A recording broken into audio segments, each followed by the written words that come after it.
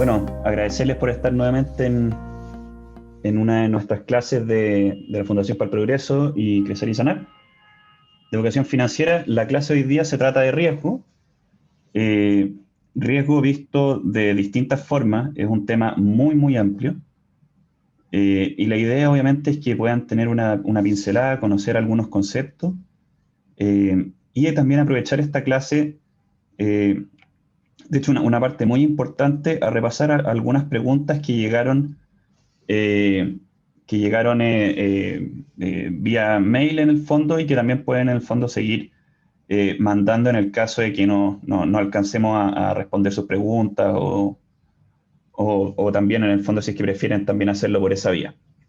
Entonces, primero vamos a ver la diferencia, ¿cierto?, que hay entre APB y cuenta 2. Vamos a ver ahí una comparación muy simple, para que a todos nos quede bastante claro de qué se trata cada uno de los dos conceptos, ¿cierto? Vamos a ver también contratos futuros y contratos a plazo. Vamos a ver algunos casos en donde se ocupa cada uno y que se relacionen en verdad con cómo funcionan estos temas. También se preguntó sobre qué era el seguro de vida con ahorro, también lo vamos a ver.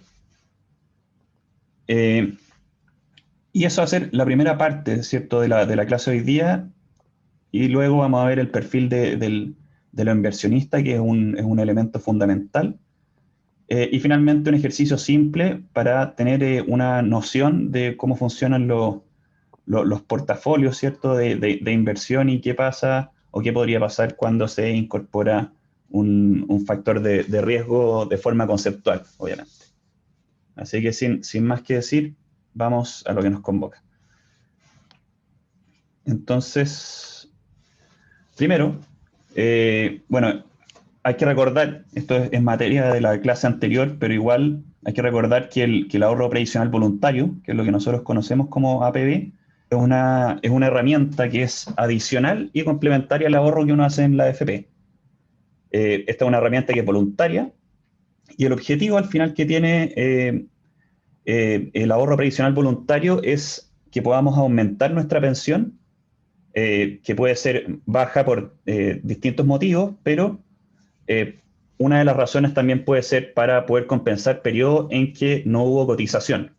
Entonces, es una herramienta que viene a solucionar que puedan existir pensiones bajas, si es que logramos encontrar algunos espacios para poder, en el fondo, ahorrar. Entonces, se puede ahorrar en este mecanismo en distintas instituciones financieras y no necesariamente tiene que ser a través de las AFP. Las APB, o sea, los APB son parecidos a los fondos mutuos, porque también son fondos de inversión, pero tienen esta característica muy particular y atractiva, que al final es un incentivo que nos da el Estado, dado que este nos premia con un bono fiscal si es que elegimos un régimen, o con un beneficio tributario que vamos a explicar también más adelante. Bueno, como dijimos antes, esto es un incentivo, ¿cierto?, para poder fomentar el ahorro, y por supuesto que si es que uno retira la plata antes, pierde este premio, dado que era un incentivo para poder aumentar el ahorro específicamente para la jubilación.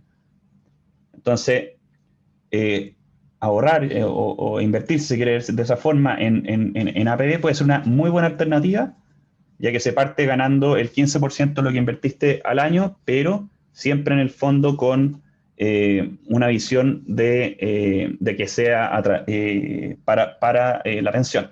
Entonces, los dos regímenes tributarios que tenemos, primero está el de la letra A, ¿cierto?, que es que el Estado te bonifica con un 15% de tu ahorro anual, eh, y por otro lado, tú pagas los impuestos correspondientes antes de ahorrar, y cuando los retires, solo pagas impuestos por la rentabilidad obtenida en caso de que opere las 30 UTM, que es alrededor de 15 millones 600. En la letra B, que es la otra modalidad, tú no pagas impuestos por lo que ahorras, por lo que aplazas ese pago para cuando lo retires. y a la vez vas a estar rebajando la base, por lo que pagarás impuestos durante el año del ahorro. Ahora, la gran ventaja de aplazar el pago de impuestos es que se espera que al jubilar tú debes pagar impuestos por un monto menor al actual.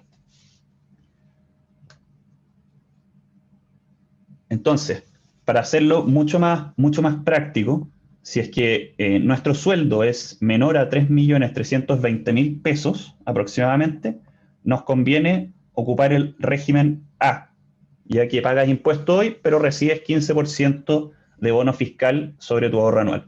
Y si tu sueldo es mayor a ese monto, te conviene el régimen B, ya que no pagas impuesto hoy, pero sí al jubilar cuando se espera que sea por menor base. Y esto tiene que ver con la tasa de impuestos a la cual nosotros estamos afectos.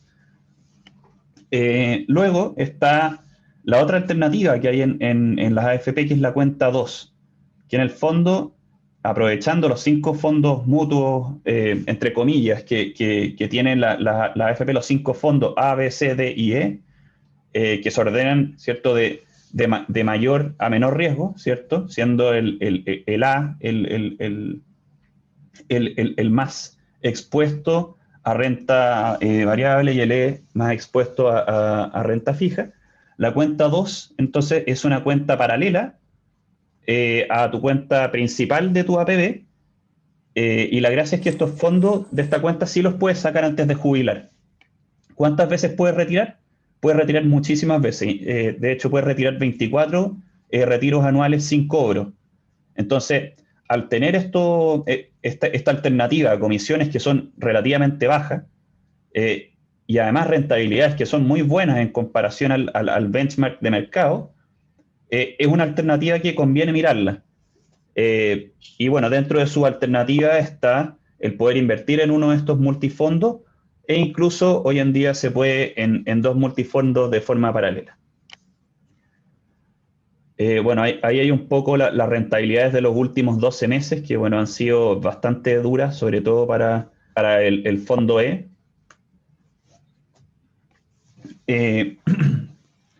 La principal característica, entonces, la principal característica distinta entre el APB y la cuenta 2 tiene que ver con el destino que uno tiene entonces de los recursos. Entonces, la primera opción, como dijimos anteriormente, apunta a la pensión, y la segunda apunta a plazos que son un poco más bajos, ¿cierto? En el fondo es un ahorro adicional.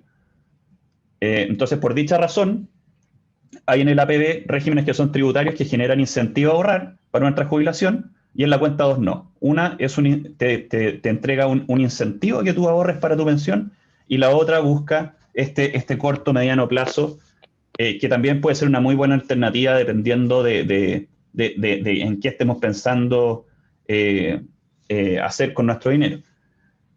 Bueno, y en un ejemplo que calculó la Asociación de AFP, se llegó al cálculo que si se compara con motivo de pensión de jubilación, el APB para un trabajador con cónyuge con 3 años de diferencia y sin hijos sujeto a los beneficios de esta pensión, pero que empezó a cotizar a los 25 años con ahorros que pueden ser que eran de 50.000 pesos mensuales, y que jubila a la edad que tiene que jubilar, que son 60 mujeres y 65 hombres, y con una renta imponible de 1 millón real, tendría un monto en APB que sería superior al de la cuenta 2 en modalidad tributaria A, ¿cierto? Que es el que corresponde por este millón real, y sería mayor en un 5,2%. Entonces, es una buena alternativa siempre y cuando se esté ocupando para lo que se creó que es para pensión.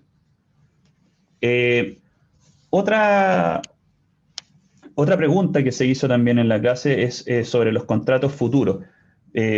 Aquí hay una cantidad de material infinito, entonces vamos a tratar de tocar en términos generales todo esto, y esperemos que con eso también sirva para poder seguir profundizando. Entonces, el contrato futuros, que comúnmente se conoce simplemente como futuros, es un contrato entre 2 partes que se comprometen en una fecha futura establecida y a un precio determinado intercambiar un activo que lo llaman activo subyacente, que puede ser un activo físico, financiero, inmobiliario o de materia prima.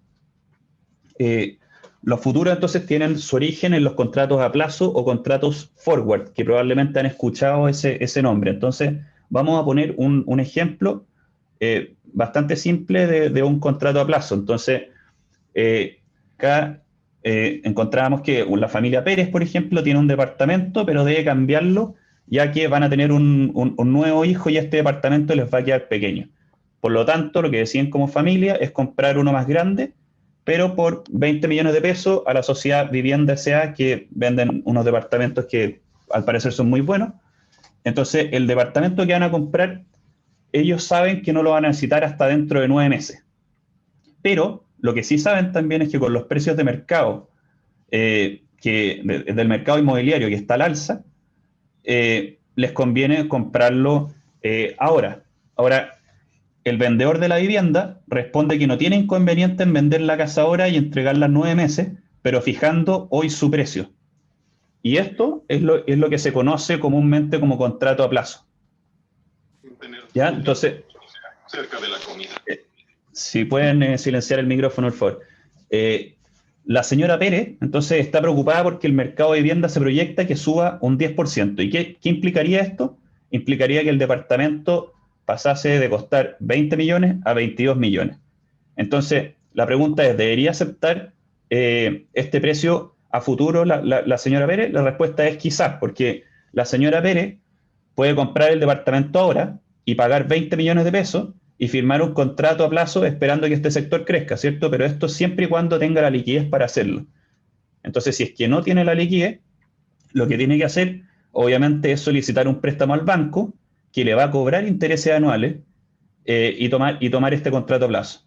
Por lo tanto, para evaluar la conveniencia, va a tener que contrastar algunos conceptos que nosotros ya pasamos, que era como el CTC, ¿cierto? El costo total del crédito y la carga anual equivalente, y compararlo contra el crecimiento que tenga el sector al cabo de un año, que es algo muy, muy importante.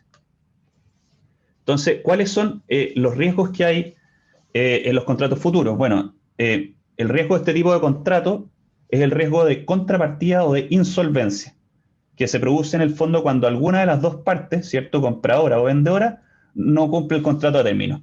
Por ejemplo, en el caso de la señora Pérez, ella corre el riesgo de que el departamento no se lo entreguen al término del contrato, que pasen más de esos 9 meses. Y por parte del vendedor, corre el riesgo de que llegado ese momento, la señora Pérez no tenga solvencia y no pueda pagarle la cantidad que pactaron. Entonces, este es un riesgo que está presente en cualquier transacción económica y es mayor cuanto más tiempo transcurre entre la fecha de contratación y liquidación. Entonces, este riesgo, además, el de contrapartida, no está presente en los contratos futuros. ¿Por qué? Porque estos están cubiertos por una garantía, la que a su vez puede ser ejecutable. Entonces, acá es muy importante entender qué son los derivados. Y estos son instrumentos financieros que pueden tener múltiples propósitos, ¿ya? Y los contratos de futuro, como también los contratos de plazo, o sea, a plazo, son las versiones más importantes o conocidas de estos productos. Entonces, los inversores los utilizan principalmente para cubrir o multiplicar sus ganancias. Entonces, si bien inicialmente puede resultar un poco abrumador, ¿cierto?, entenderlo, son herramientas que son muy, muy útiles y son muy utilizadas en finanzas, y por eso luego de esta introducción, en el fondo, vamos a tratar de cubrir y entender lo básico. Entonces, como vimos antes, los contratos a futuro y los a plazo son similares en sus características. Entonces, estos derivados requieren que una contraparte compre o venda un activo en una fecha futura, y el precio se determina en el momento de compra del contrato, ¿ya? Por ejemplo, si es que tenemos un agricultor que espera vender su cosecha en 3 meses y espera que los precios bajen, puede vender futuros sobre su cosecha para fijar el precio de venta. Entonces, ¿qué pasa acá? Si es que el precio cae por debajo de la tasa acordada, el agricultor ahí no va a perder, ya que en el fondo con esto bloquea su precio. Esta es una técnica que es bien usada en el mundo de las inversiones, y es una cobertura en el fondo, o hedging en inglés. Bueno, y también en el fondo existe el símil para poder hacerlo en el mundo de las acciones, ¿cierto? Entonces, invertir en contratos de futuro o en contratos a plazo hay que entender que puede ser arriesgado y las personas deben comprender las implicaciones antes de profundizar en este mercado derivado. Lo más importante, de hecho, es entenderlos conceptualmente antes de lanzarnos en este aspecto. Entonces, y sobre todo con las características de apalancamiento. Entonces, bueno, existen de todo tipo, entonces, la verdad, mejor verlo en términos más generales. Los futuros, por su parte, son contratos que son estandarizados en los que el inversor tiene que comprar o vender, ¿cierto?, a esta fecha futura. Por contrato estandarizado queremos decir entonces que el precio y la fecha son fijos y no se pueden personalizar en función de las necesidades de un inversor. Entonces, el número de unidades dentro de un contrato también es un número definido. Entonces, supongamos que compraste un contrato de futuro para comprar un activo con 30 días para el vencimiento. Alternativamente, puedes comprar otro contrato de futuros para vender el activo en 30 días. Y si los precios de ambos contratos son los mismos, entonces no habrá ningún impacto en la posición general y efectivamente se cierra la posición. Ahora, ¿qué ejemplo podríamos ver aplicado a Chile y que nos haga un poquito más de sentido? Porque muchas veces hay demasiado concepto aquí y puede sonar más complicado. Entonces, un ejemplo es un ejemplo bien reciente de este año, que es el caso del agua. Entonces, se empezaron a aplicar futuros en Chile al uso del agua, en donde, gracias a uno de los brokers chilenos, que se llama Capitalia, si no me equivoco, que empezó a ofrecer contratos futuros del agua del mercado de materias primas de Wall Street. Entonces, al transar con futuros de agua, uno no transa respecto al activo físico, que es el agua, sino que se especula con respecto al precio del agua. Entonces, ¿para qué sirve esto? Entonces, como vimos anteriormente, entonces el contrato futuro obliga a las partes contratantes, ¿cierto?, a comprar o vender un activo en una fecha determinada y a un precio que está establecido desde antes. Entonces, en este caso, esta compañía CM Group desarrolló estos contratos futuros que se iban a hacer respecto a un índice americano que representa el precio del agua en Estados Unidos, en California, que es el mayor mercado de agua en Estados Unidos. Entonces, de esta forma, la persona que compre un contrato futuro del agua va a estar apostando al precio de este índice en el futuro.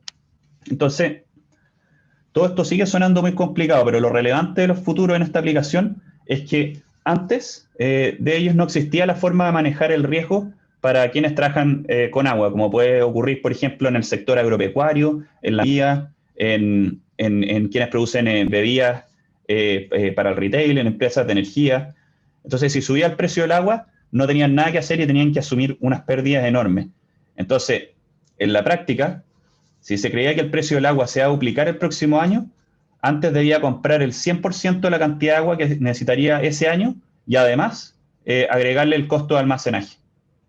Pero en vez de eso, con los futuros, solo se debe comprar el activo financiero. Y esto en el fondo porque si efectivamente se duplica el precio del agua, voy a tener que pagar más por ella el año que viene, pero con el derivado en el cual apostaba que el agua subiría, poder rentar con el diferencial de esa subida y cubrir el costo que deberé pagar con la operación con agua más cara. Esa es una opción en el fondo de protegerse de estas fluctuaciones de precios que pueden ser muy negativas y bueno, otra opción alternativa para poder cubrirse puede ser también a través, en el caso del agua, de ETFs de empresas de agua. Un contrato a plazo es una versión no estandarizada de un contrato futuro. Y esto significa que las partes de un contrato a plazo pueden decidir sobre el activo subyacente, el precio y el vencimiento del derivado. Entonces, en un contrato a plazo no hay exchange para actuar como intermediario entre estas contrapartes y tampoco es necesario formular contratos sobre un tamaño de lote definido. Otro elemento interesante es que el contrato a plazo no tiene liquidación de cuenta a diario, como sí lo tienen los contratos de futuro. Entonces, no hay necesidad de un requisito de margen y existe una mayor posibilidad de que una contraparte incumpla los pagos en las fechas de liquidación. Y esto, si bien recuerdan, era uno de los riesgos que nosotros veíamos en el caso del departamento y la familia Pérez. Otro tema que me pareció relevante tocar también era el caso de GameStop. Entonces, para entender igual bien la polémica, hay que revisar qué pasó con estos actores y qué estrategias habían detrás. Entonces, hay muchos conceptos asociados que hemos visto en las últimas clases, pero que también en el fondo me parece interesante desde un punto de vista de riesgo poder evaluarlo. Entonces, bueno, el caso de GameStop, al igual que otras empresas como por ejemplo BlackBerry, Nokia, entre otras, están pasando un mal momento. El mal momento es independiente acá a cada una de las empresas, pero en el fondo, en el caso particular de GameStop, ellos vendían videojuegos, los vendían en físico, no habían desarrollado bien su canal de venta online, ¿cierto? Y estaban perdiendo mucho dinero. Muy similar, por ejemplo, a lo que le pasó a Blockbuster también en algún minuto. Entonces, en un mundo que es muy interconectado, en donde los inversores manejan grandes volúmenes de información y donde las noticias además pueden afectar el dónde, el quién, el cuándo estamos invirtiendo, también sea el paso a que se abran nuevos focos de comunicación, en donde personas, microinversores, ¿cierto?, puedan meterse a una red como Reddit, que es un foro que tenía en uno de estos subgrupos cerca de 4 millones de personas dando recomendaciones y presionando al mercado. Entonces, hay que sumar además a todo esto de contextual que les estoy comentando, las estrategias de cobertura, que en el fondo se compran y venden acciones apostando en empresas que no les va a ir bien en el futuro. Entonces, combinando todo esto, puede haber un problema más o menos grande. ¿Y qué pasó en este caso? Bueno, para poder entender esto hay que entender qué es lo que es una venta corta, que también se preguntó en la clase pasada. Y esta en el fondo son operaciones en donde hay un inversionista que le pide prestada una acción que sabe que cree que va a bajar de precio a otro, y a pesar de no ser suya, la vende y cuando el precio baja, la recompra más barata y le devuelve al dueño original lo prestado. Ahora, la gracia de esto es que se queda con la diferencia. Entonces, si el precio sube en vez de bajar, que fue al final lo que le pasó a los fondos de inversiones que se vieron sorprendidos en esto, puede perder todo o más dependiendo de la subida. Entonces, volviendo al caso de GameStop, ocurrió precisamente eso, y este grupo gigante de inversores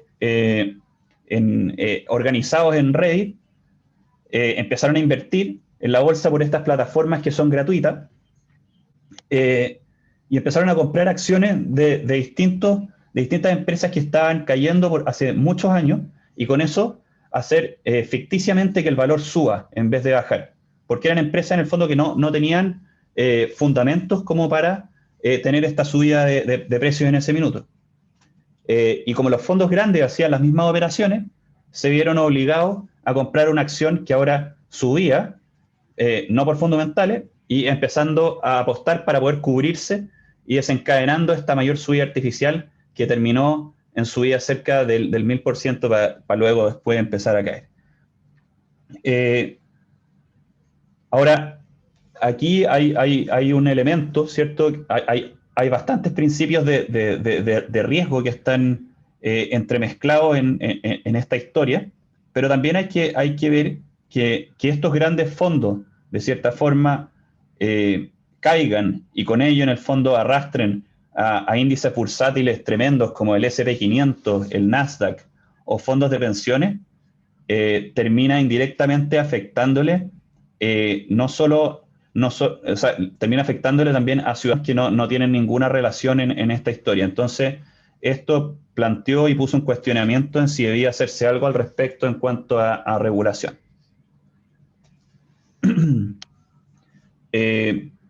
Otra de las preguntas que que se hizo en la clase anterior y que creo que puede ser interesante mirarla y hacer una muy breve instrucción, es el seguro de vida con ahorro.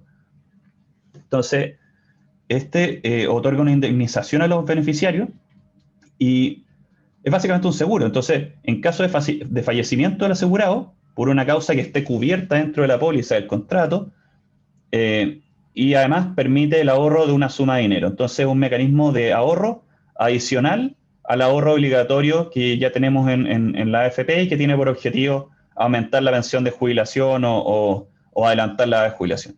Entonces, ¿cómo funciona? Una parte de la prima pagada se destina a financiar gastos de la póliza, ¿cierto? Que pueden ser administrativos, comerciales, etcétera. También van los costos de cobertura del seguro para financiar este seguro, y una parte y otra parte se va al ahorro. Dentro de estos seguros de vida con ahorro hay una serie también de elementos que pueden ir también profundizando, y les recomiendo meterse sobre todo a la CMF, donde aparecen íntegramente explicados con un nivel de detalle, con videos muy, muy simples. Pero en el fondo es básicamente eso. Las compañías aseguradoras entonces diferencian su oferta vinculando los APB a una póliza de seguro y cuya rentabilidad inicial puede ser menor debido a los costos de la prima, pero que puede justificar su rentabilidad en el tiempo, especialmente en caso de verificarse un siniestro bajo su cobertura. Entonces, todo esto va a depender también del grado de aversión al riesgo que tengamos, y puede ser una buena alternativa bajo esa lógica. Ahora, volviendo un poco al repaso de lo que se considera importante, para esta clase también tenemos el perfil del inversionista. Entonces, el perfil del inversionista, habían varios elementos que intentamos tocar, y entre ellos teníamos, por ejemplo, el nivel de aversión al riesgo, ¿cierto? Nosotros debemos conocernos como inversionistas, entonces debemos conocer nuestro nivel de aversión al riesgo, debemos conocer nuestra situación financiera, cuál en el fondo es el grado de liquidez que tenemos, cómo vamos a poder enfrentar en el caso de ver disminuidos nuestros ingresos, podemos reducir nuestros gastos, cuánto podemos reducirlos. También tenemos que conocer los objetivos y plazo de tiempo de nuestra inversión, porque no es lo mismo, por ejemplo, invertir a 30 años que invertir para, por ejemplo, comprarnos una maquinaria pequeña para nuestro negocio. Otro elemento que es muy importante es la etapa vital, ¿cierto? Nosotros debemos saber y ser muy conscientes que mientras mayores seamos, debiésemos ser mucho más cautelosos con nuestro dinero, porque al final se van agotando las posibilidades de poder trabajar y poder generar esos ingresos para, en el fondo, poder usarlos como inversión. Y bueno, y el otro elemento que es obviamente clave es la educación financiera, que en el fondo nos indica que no debiésemos invertir en aquellos productos que no entendemos o que no tenemos cómo poder entender o asegurarnos. O por último, preguntarle a algún asesor financiero especialista en el tema. Entonces, y otros tres factores que también me parecen importantes mencionar son las obligaciones financieras contraídas, ¿cierto? Mientras más obligaciones tenga con otros, menor va a ser la capacidad de ahorro que va a tener, y en consecuencia, menor capacidad de inversión voy a poder tener. El patrimonio, ¿cierto? Que representa el respaldo económico con el que yo cuento, que está relacionado con la situación financiera, y la capacidad de ahorro también, que le permite aprovechar oportunidades o hacer frente a imprevistos. Por último, me gustaría también tocar un ejercicio práctico para tener algún grado de noción de riesgo. Esto es simplemente para mostrar cómo podría calcularse la rentabilidad de un portafolio. No es nada más que esto. Entonces, aquí lo que dice es, suponga que usted tiene un portafolio que posee $1.900 invertido en la acción A y 2.300 en la acción B. Si los rendimientos esperados de estas acciones son de 10% y 15% respectivamente, ¿cuál es el rendimiento esperado del portafolio? esto es un mundo en donde no se está incorporando nada adicional, entonces simplemente lo que hay que hacer es calcular cuál es la proporción que tenemos nosotros, o sea, cuánta plata tenemos invertida en total, 1.900 más $2.300, ¿cierto? Que son 4.200 dólares, y cuánto representa o cuánto pondera mi acción A dentro del total y cuánto pondera mi acción B dentro del total. Eso me da en el caso de las acciones A un 45% del total de mis inversiones y en B un 55% del total de mis inversiones. Entonces, simplemente para yo poder calcular la rentabilidad del portafolio, tengo que multiplicar la proporción, ¿cierto?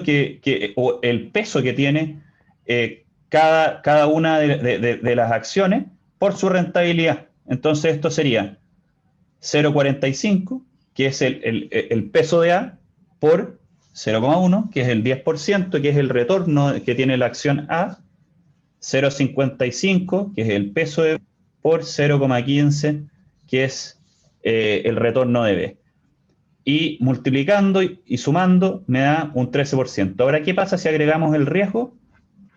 Bueno, aquí ya la situación cambia y hay que empezar a considerar distintas alternativas y ver en el fondo si es que nos conviene o no invertir en un mundo con riesgo en estas mismas acciones. Entonces, ahí hay que empezar a comparar más, en el fondo, no solamente un portafolio de dos acciones, sino que también podríamos, por ejemplo, compararlo con otro instrumento financiero, ver cómo combinan entre sí. Y ahí está, es parte como de la magia en que los invito en el fondo a que puedan meterse a profundizar y seguir pensando en estos temas. Así que básicamente era esa la presentación hoy en día. Mira, yo hace poco partí comprando acciones, hablamos de enero, ya más o menos, pero acciones ¿Ya? nacionales porque yo no, mi nivel de ingreso no es muy alto, entonces como no es muy alto, yo soy Banco del Estado. Por lo tanto, la única opción que tengo es acciones nacionales, ¿ya? ¿Ya? Y la pregunta es la siguiente, mira, yo me fijé, yo no he comprado, pero me fijé que en algún momento habían emisiones que partían con un prefijo que era OSA, y que, ¿Ya? claro, y por lo que yo entendí, por lo poco que entendí, le pregunté a un amigo en todo caso que igual entiende más que yo de eso, y me decía que se fija un valor en este caso. Por ejemplo, creo que una de las empresas que emitió fue Enjoy, que más o menos, ¿Ya? por lo que yo escuché, está casi en quiebra. Pero la cosa es que ellos publicaron estas acciones OSA que tú las comprabas y te daban el derecho a comprar a futuro a un cierto precio. No sé si es lo mismo de lo que se está hablando acá, tengo la duda. Mira, te doy un ejemplo. Por ejemplo, si tú ¿Ya? ¿Ya? pagabas estas acciones OSA, que costaban, comprabas el derecho y más adelante podías comprar esas mismas acciones de Enjoy a 3,5 pesos por acción. Eso fue lo que me explicó mi amigo. Y después él creo que compró y efectivamente le respetaron ese precio. Pero ¿Ya? bueno, al margen del comentario de que Joy está casi en quiebra, pero el cuento es ese. ¿Ya? Por eso te No, lo preguntaba.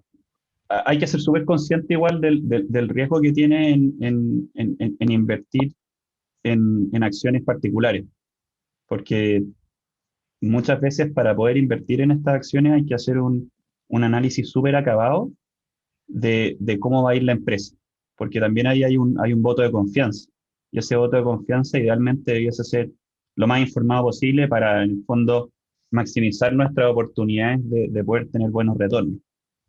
Eh, en ese sentido, por eso, si es que en el fondo no trabaja directamente en evaluar estas empresas, yo buscaría alternativas un poco menos riesgosas y que estén apalancadas en investigación en el fondo de expertos, como por ejemplo pueden ser eh, los fondos que hay en la misma AFP, como pueden ser algunos fondos mutuos, como pueden ser fondos inmobiliarios. que son algunas de las alternativas que vimos en la sesión pasada. Pero obviamente también existe la posibilidad de poder, en el fondo, apuntarle a estas empresas nacionales y que suban de valor y está perfecto, pero como un comentario aparte, ¿no? Rafael dejó una pregunta en el chat y dice, este tema del agua sería como pasar el costo variable a fijo y elevar la rentabilidad bajando el costo futuro de producción. Y después pregunta si eso no era especulación. Lo que pasa es que, claro, a medida que ibas exponiendo, te iba planteando las preguntas. Y obviamente a lo mejor en este momento se salen de contexto, ¿no? No hay problema. Básicamente era cuando tú estabas hablando de estas compras a futuro con el tema del agua, una de las cosas que me llama la atención es que si yo, no sé, fabrico bebidas y compro agua a futuro, de alguna manera, si el precio en ese momento del agua sube, pero yo lo compré a un precio más bajo, básicamente estoy bajando mi costo de producción futuro, aumentando el margen, porque el precio de venta puede ser el mismo. Entonces, básicamente era convertir un costo que puede ser fijo en variable, un costo que puede ser variable en fijo, y con esto aprovechar a producir mucho más. Básicamente iba por ahí. Y el tema, y la otra pregunta, cuando preguntaba, decía si esto no era especulación, es porque, claro, cuando tú nos estábamos refiriendo a la parte, o me estaba refiriendo a la parte de tu presentación, en donde estabas comentando específicamente, déjame ver, cuando estabas viendo el tema de, a ver, de esta, ¿cómo se llama esto? De estas acciones que tú, vamos a llamarlo compras, que no son tuyas, las pides prestadas, compras, espera que baje, las vuelves a comprar y pagas la diferencia. Finalmente, si eso no generaba algún tipo de especulación a nivel del mercado, porque de alguna manera estás apuntando a que una acción baje, comprarla, pagar la diferencia y volver a ganar. O sea, ahí corre mucho el rumor. Básicamente era eso. Sí, no, un buen punto. Hay especulación, totalmente. Hay especulación y es una apuesta. Entonces, en el fondo uno se trata de cubrir con estos instrumentos, pero perfectamente puede no servir. Así que sí, hay una especulación. Bueno, yo hace tiempo ya que estoy invirtiendo en brokers y nunca entendí muy bien y llegué justo un poco tarde con el tema de los futuros. Nunca entendí, todavía no lo, y como llegué tarde a la definición, llegué como colgada. Entonces no me quedó muy claro cuál es el concepto del futuro, cuál es la idea. Ya, bueno, entonces los contratos, sí, los futuros en el fondo son contratos estandarizados, ¿ya? En los que el inversor en el fondo tiene que comprar o vender un precio particular en una fecha futura. Eso es básicamente.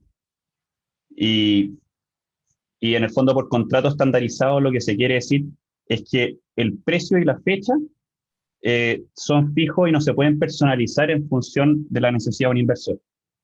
Eso. Ah, perfecto. Con la diferencia de las acciones que al final uno compra y vende cuando el precio... Exacto. Ya, perfecto. Esa era la duda. Gracias. Y la pregunta se basa en relación a la AFP. Hay dos preguntas, porque hablamos del APB y de la cuenta 2, pero teniendo en cuenta que últimamente están como queriendo sacar la AFP, ¿cómo podríamos confiar en que en el fondo, si hacemos cualquiera de esas dos, nuestros fondos no se van a perder? Y la segunda tiene que ver, voy a hacer las dos preguntas para que tú me puedas responder después, es cuando tú hablaste del APB en el régimen tributario, no me quedó tan claro, porque, bueno, descargué la imagen y dice, si tu sueldo es menor a 3.320.000, te conviene el régimen A porque recibes un 15% de bono fiscal. ¿Cuál es el incentivo en el B? No me quedó tan claro eso, porque dice, si no te conviene el otro, el régimen B, pero no entendí muy bien ahí y por eso es la pregunta. Bueno, con respecto a la pregunta de la confianza en la AFP,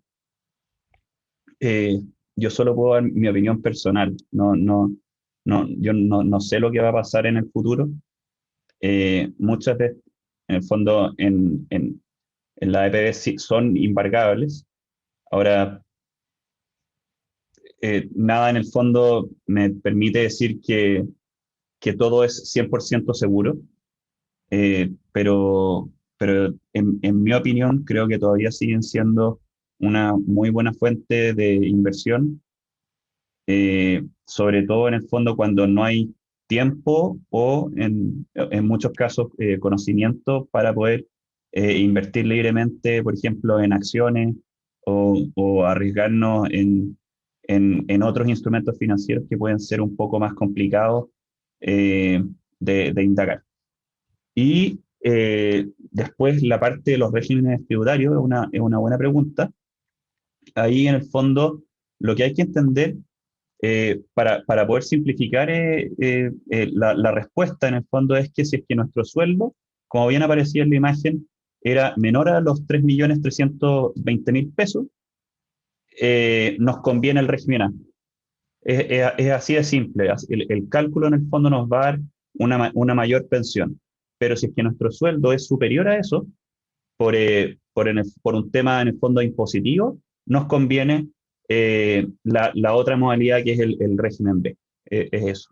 En relación a los fondos, al régimen tributario, tiene que ver con que el sueldo es anual, ¿cierto? Y es el sueldo que te descuenta en la AFP, o sea, no, con el impuesto a la renta.